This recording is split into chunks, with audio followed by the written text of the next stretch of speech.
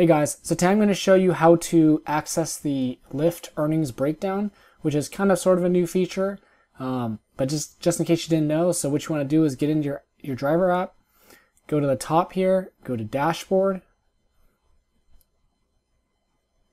and once you go to dashboard, then hit the lining, whatever you call that thing in the upper left, go to driving history, and then pick whatever ride you want to look at. So I'm just going to pick one from April 2nd to the 8th. And once you get there, then go down to your daily ride history. And then you can see all your rides. So I'm just going to pick this first one, which is kind of a long ride. I'm actually going to talk about it a little bit after this, after I show you how to get to the breakdown. So once you get to here, then if you go down, you do view earnings breakdown, you hit that, then it opens up and it tells you what you earned, what the passenger paid, and Lyft's fees. So, as you can see, here's the total thing. I'm actually going to switch over to another sheet so you can actually see some numbers on this. So as you can see on the sheet, the driver paid $61.32.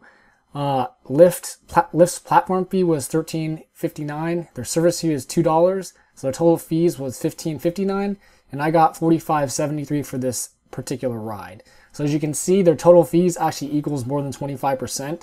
So I started doing Lyft after the 25% thing was, enacted. So, yours should be 20 if you've been driving for a while. But anyway, as you can see, it's not exactly 25%. And so what I've noticed is I've checked some of my other rides, and these fees are all over the place. It's not like it's just 25, or I've seen some that are like 18, some that are like 45%. And so what I think about that is, I think it really depends on the length. I know it's supposed to be 25, like straight, that's what it's supposed to be every time, clear cut. But, obviously Lyft is showing you supposedly what they're taking, and that's obviously not the case. So with this new earnings breakdown, to even be able to see this, Lyft makes you sign a new TOS, term of service agreement. That way you can't sue them. So of course, so basically, this kind of doesn't really mean much of anything. I kind of just take this as a grain of salt because it really doesn't mean anything. First of all, okay, so this is supposedly what the passenger paid, $61. But if you look on their app, is that what they actually paid, or did they pay more? So there's no way for you to actually know that. This is just what Lyft is telling you. So I kind of look at that as almost like a plug. It doesn't really mean anything. It means that's just the number they want to put there. And I'm actually kind of surprised I didn't just put some number there that just ties, like I said, a plug. So your total fees are actually 25%. So that's actually really surprising. But hey, they made you sign a TOS that says you can't do anything else anyway. So I guess they don't really care. I have actually seen firsthand that on your driver app, what the passenger says they paid isn't necessarily what the passenger actually paid. So that they're actually ripping you off. And obviously Uber and Lyft both do this. So that's why I say take this as a grain of salt. I've also seen the same type of thing on the forums too, where people are saying, hey, it doesn't add up. Yeah, makes sense.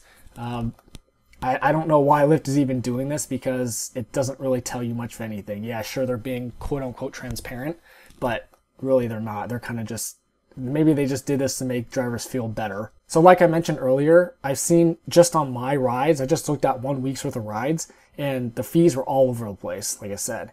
And so what I've noticed is a lot of the shorter rides, the fees that they take are a lot higher. And from a business standpoint, I can see that they're doing that because the shorter rides aren't very profitable.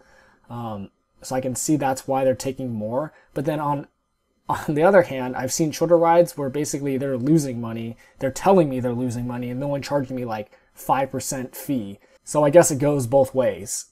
Another thing I wanted to mention was I had seen on the forums and on YouTube comments that basically, especially for smaller rides, the service fee shouldn't be included because it's a service fee. They charge you that every single time.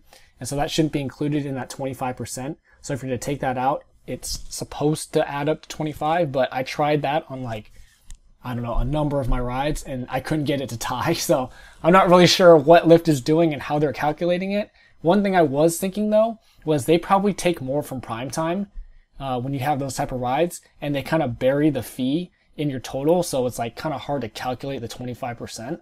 And so that's just kind of something to look for. So just don't take this earnings breakdown too much to heart. Just look at it with a grain of salt. And at least here in the SF Bay area, they've already said that your minimum fee is $3.75. So, I guess if it's like a ride that's $1 and they charge the passenger more, well, they've already told you you're supposed to get $3.75. So I guess at that point, it doesn't really matter what the fees are. And that's also how they get away with getting more for smaller fares, because, they're telling you, hey, it's a minimum ride, you're getting $3.75.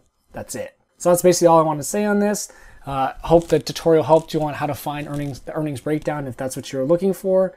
Like I said, just take the actual earnings breakdown with a grain of salt, because they're ripping you off. So I don't really trust the passenger paid number at all. I feel like it's just a plug. Let me know what you guys think on it. Have you guys seen, you guys getting charged more, or have you guys been getting charged less? Let me know in the comments. Don't forget to like, share, and subscribe, and thanks for watching.